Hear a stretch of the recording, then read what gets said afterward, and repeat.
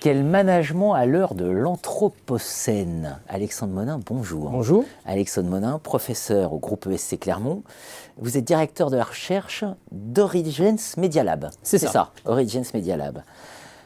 L'Anthropocène, qu'est-ce que c'est que ce gros mot? Alors l'Anthropocène, c'est un terme qui était déjà utilisé à la fin du XXe siècle, qui a été repris par un scientifique, Paul Crutzen, qui est prix Nobel, pour désigner une nouvelle ère géologique, la nouvelle ère géologique dans laquelle nous serions rentrés. Et une ère en fait qui est marquée par les conséquences de l'activité humaine. C'est un terme très controversé, notamment beaucoup par les sciences sociales. Donc à la fois une existence dans les sciences dures, dans la géologie, mais aussi ailleurs, toutes les sciences du système Terre, mais aussi un terme qui a été largement donc, réutilisé ensuite par les sciences sociales, d'un point de vue critique, ou simplement pour essayer de penser les conséquences de cette nouvelle époque, qui est marquée en fait par les conséquences, donc, je le disais, de notre activité, c'est-à-dire eh bien, des températures qui augmentent, c'est-à-dire des conditions, voilà, exactement, l'acidification des océans, enfin, toute la litanie des mauvaises nouvelles, et en fait, pour le dire vite, des conditions d'habitabilité sur Terre qui changent de manière radicale par rapport à ce que nous avons connu avant. L'époque antérieure, c'était l'Holocène. L'Holocène, c'était une période de relative stabilité, donc ça a permis de poser les conditions pour que l'histoire humaine finalement se mette en branle. Maintenant, l'Anthropocène pose la question finalement de notre survie, tout simplement. C'est pas une mince question. Non, c'est pas une mince question. Et ça pose des questions aux organisations. Exactement. Spécifiquement, c'est ça le thème qui vous intéresse. Exactement, parce que d'une certaine façon, l'Anthropocène, on peut faire le parallèle entre les conséquences de l'Anthropocène. L'Anthropocène, c'est une ère, semble-t-il, en apparence de maîtrise, de grande maîtrise, qui fait suite, parce qu'on date l'Anthropocène soit de la fin du XVIIIe siècle, la révolution industrielle, soit de la seconde moitié du XXe siècle, en fait la période qui suit la Seconde Guerre mondiale, qu'on appelle la grande accélération, parce qu'à ce moment-là, on s'aperçoit que les courbes s'emballent dans tous les domaines.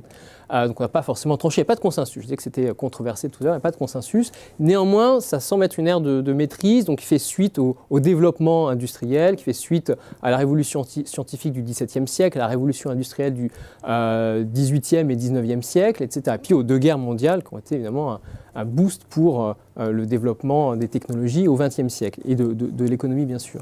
Donc une ère de maîtrise, mais en fait, cette maîtrise engendre des conséquences que nous ne savons pas, par contre, elle maîtriser. Donc cette ère de maîtrise se renverse et devient une ère de déprise, de non-maîtrise.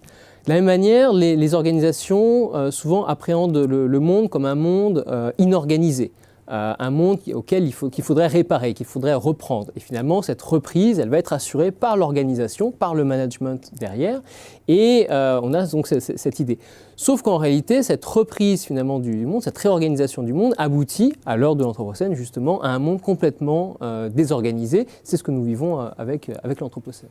Vous êtes philosophe de formation, il y a un auteur, Bruno Latour, qui nous pose la question « Où atterrir ?» Exactement. Bruno Latour, dans son dernier livre, un petit livre, mais très intéressant, effectivement, explique qu'on est passé finalement d'une ère qui était orientée vers le globe de la globalisation, avec un développement économique, scientifique et autres, finalement, qui s'appuyait sur ce globe qui semblait infini, inépuisable, à une ère aujourd'hui, on sait qu'on n'habite plus sur ce globe, on habite en fait sur la Terre. Et la figure de la Terre qu'il fait émerger, une figure tout à fait différente, c'est en fait cette mince pellicule du globe qui compte l'atmosphère et entre l'atmosphère et le sol, grosso modo, cette pellicule habitable qui en fait est extrêmement légère, extrêmement petite, extrêmement fragile, extrêmement limitée et qui peut s'emballer effectivement si on la chatouille. Et c'est ce qui est en train de se passer précisément. Et le problème, c'est qu'on hérite finalement d'un développement qui a été orienté vers le globe. Et aujourd'hui, on sait qu'on ne peut plus l'absorber sur Terre. Donc la question qu'il pose, c'est comment atterrir. Et effectivement, c'est une question qui se pose aussi aux sciences de gestion. Vous savez, les sciences de gestion partent aussi de ce paradigme cybernétique très important, l'idée que le monde, c'est le désordre. Les organisations vont apporter l'ordre. C'est un petit peu la négantropie. À l'entropie, on va passer de l'entropie à la négantropie. Le problème, c'est que la négantropie, elle est produite uniquement localement et qu'à l'échelle du système, elle produit plus d'entropie, donc elle produit plus de désordre. Donc effectivement, c'est ce dans quoi nous sommes aujourd'hui. Un des points importants, vous faites un lien aussi avec le vide stratégique. Oui, l'idée notre collègue Philippe Baumard. Voilà, tout à fait. L'idée de vide stratégique dans la mesure où tous ces éléments-là nous amènent à repenser très largement nos postures. En fait, ce dont on prive aujourd'hui les sciences de gestion, c'est de leur monde. C'est un petit peu ce paradoxe sur lequel le monde des sciences de gestion, ce monde inorganisé qu'il fallait organiser, n'a jamais existé, et en même temps c'est le monde dans lequel nous vivons maintenant. Parce que nous l'avons réalisé, sauf que maintenant que nous l'avons réalisé, nous devons aussi le faire atterrir. C'est vraiment qu'il n'est pas du tout soutenable, il n'est pas du tout supportable. Donc la question par rapport à ça, c'est effectivement tout ce qui est de l'ordre des projets, de la planification, de l'action, etc., etc. Comment repenser tout ça avec des impératifs qui sont des impératifs extrêmement importants, vous l'avez dit, et en même temps tout à fait urgents. Et là, de ce point de vue, il ne s'agit pas simplement de passer de la tactique à la stratégie, mais il s'agit encore de faire un pas bien supplémentaire, bien plus important. On a évoqué les défis que pose l'Anthropocène aux organisations. D'un point de vue managérial, les questions nouvelles que ça pose pour le management des organisations. Oui, alors effectivement, on a parlé de la question de Bruno Latour, où atterrir. On propose, avec d'autres chercheurs, notamment Diego Andívar et Emmanuel Bonnet, qui ont travaillé sur ces questions-là, de poser au moins 2 autres questions en marge de celle-ci, en complément de celle-ci. La première, c'est comment atterrir ? Concrètement, maintenant que le diagnostic est posé, comment on atterrit ? Comment on réencastre notamment nos infrastructures, nos systèmes économiques, nos technologies dans le système Terre, dans lequel nous savons désormais habiter. Pas dans le monde que la gestion a imaginé à un moment donné, mais dans le monde dans lequel nous savons aujourd'hui vraiment habiter, donc ce qui est un monde tout à fait différent, qui ne peut pas soutenir l'activité que nous avons connue.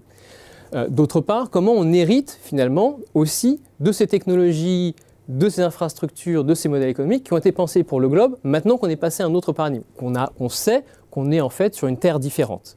Évidemment, là aussi, on ne peut pas les faire disparaître d'un coup d'un seul, un coup de baguette magique. Ils sont là, il faut en faire quelque chose. Et la dernière question, c'est par rapport à l'avenir. Qu'est-ce qu'on fait de ces innovations, de ces projets qui ne sont pas encore advenus, mais que l'on sait d'ores et déjà ne pas pouvoir absorber ? J'ai moi-même été chercheur autrefois chez INRIA, donc chercheur dans un grand centre de recherche en informatique. Si on discute avec des gens dans ces centres de recherche en informatique, ou notamment des électroniciens, si on parle par exemple des objets connectés, on sait d'ores et déjà que vraisemblablement on ne peut pas absorber 50 à 100 milliards d'objets connectés à échéance 2050. Pourtant, ils vont débouler, ils vont arriver. Voilà. Donc, qu'est-ce qu'on fait par rapport à ça ? Ce qu'il faut imaginer, propose par exemple Diego Andívar, des désincubateurs. On a des incubateurs, mais aujourd'hui, ce qui est peut-être plus urgent d'imaginer, ce sont des désincubateurs. Donc, comment ne pas faire advenir certaines innovations ? Et là, on n'a pas les savoirs pour le faire. Faire advenir des choses, on sait faire. Bien fermer d'autres choses, des innovations, des institutions, des organisations que l'on sait ne plus être adaptées. Là, par contre, on manque des savoirs pour y parvenir. Ça nous renvoie à une question d'un designer australien, Tony Frank, que j'aime beaucoup. Il dit aujourd'hui, le design, pas d'un point de vue designer, le design ne produit plus un monde habitable, ce qu'il appelle la futuration. Il dit à l'inverse, il produit son envers, c'est-à-dire une forme de défuturation. Comment aujourd'hui on fait pour éviter finalement cette défuturation ? Question absolument passionnante, autant de champs de recherche. On a évidemment en tête l'économie circulaire, enfin voilà, tout ça gravite autour de ces questions liées à l'Anthropocène. Mais qui sont encore des modèles, on va dire, qui héritent du passé et il faut qu'ils prennent aujourd'hui la mesure de la situation dans laquelle on est. Merci infiniment Merci de cette beaucoup. interview.